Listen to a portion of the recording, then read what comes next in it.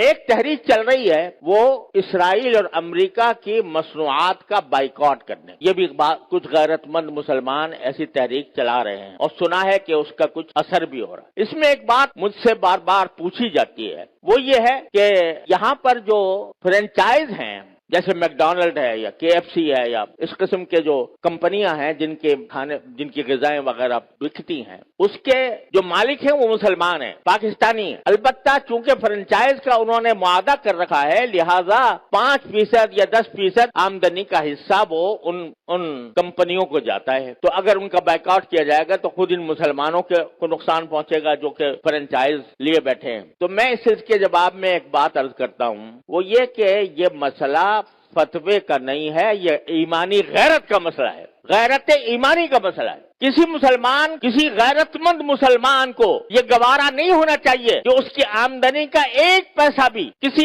ایسے شخص کو پہنچے جو اسرائیل کو مدد دے رہا ہے۔ یہ انسان کی ایمانی غیرت کا تقاضا ہے۔ یہ کہنا کہ بھئی 5% جاتا ہے، اب 95% تو ہم کھاتے ہیں۔ ارے بھائی 95% آپ کھا چکے، بہت الحمدللہ، کافی اپنے نفع بنا لیا۔ اب آپ یہ تو کر سکتے ہو کہ اس فرنچائز کو ختم کر کے اپنا کاروبار شروع کر دو۔ اگر اس کو ختم کر کے اپنا کاروبار شروع کرو گے تو ذرا تھوڑا سا پتہ تو چلے گا ان کو کہ یہ جو ہم دنیا بھر کے اندر ہم اپنی مصنوعات چلا رہے ہیں، دنیا بھر میں ہمارا سکہ چل رہا ہے، اس کا کچھ اثر تو ہوگا۔ یہ کہنا کہ 5% جا رہا ہے ان کو اور ہم نے 5% جا کے کیا اس میں کیا فرق پڑے گا؟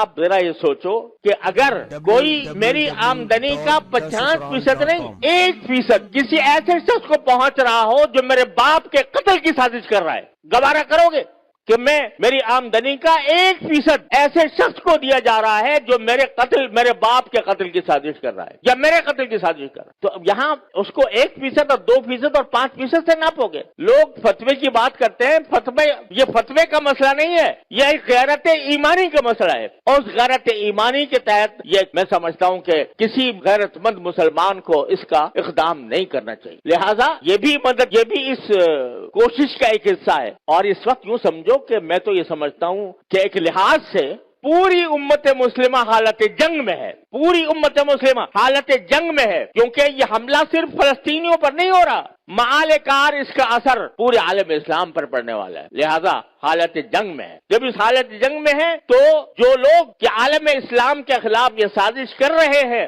ان کو کسی طرح بھی نفع پہنچانا، چاہے وہ 1 پیسے کا ہو، یہ ایک مسلمان کی غیرت کو اسے گوارا نہیں کرنا چاہیے۔ لہذا میں اس بات کی حمایت کرتا ہوں کہ ایسی چیزوں کا بائیکاٹ کیا جائے جس کا فائدہ ان طاقتوں کو پہنچ رہا ہے۔